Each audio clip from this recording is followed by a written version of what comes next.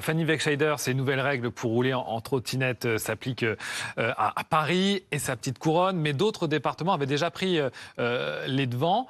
Très concrètement, qu'est-ce qui change? Alors, ce qui change à Paris, donc depuis cet arrêté qui a été publié vendredi, selon la préfecture de police de Paris, eh bien, c'est que désormais, le port du casque est rendu obligatoire pour rouler à trottinette électrique.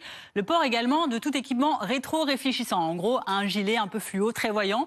Ça se passe, vous l'avez dit, sur le périmètre de Paris Intramuros et des départements de Petite Couronne, les Hauts-de-Seine, la Seine-Saint-Denis et le Val-de-Marne, pour toute la durée de l'utilisation de ces trottinettes, évidemment.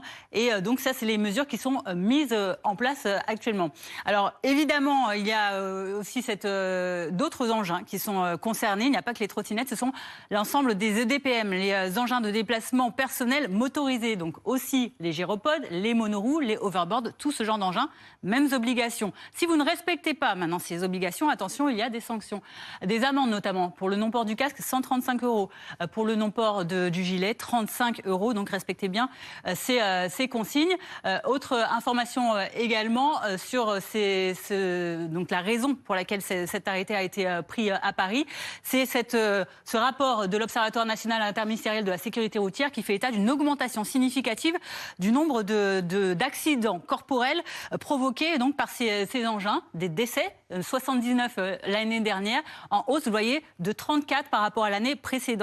Augmentation également du nombre de blessures graves, majoritairement des traumatismes crâniens. Vous allez voir ces blessures également en chiffres, 100 blessés en 2025 et un tiers de plus par rapport à l'année dernière. Vous voyez, c'est conséquent, raison pour laquelle Paris et la Petite Couronne rejoignent d'autres départements comme la Seine-et-Marne, le Vaucluse, les Alpes-Maritimes ou encore Lyon dans ces mesures.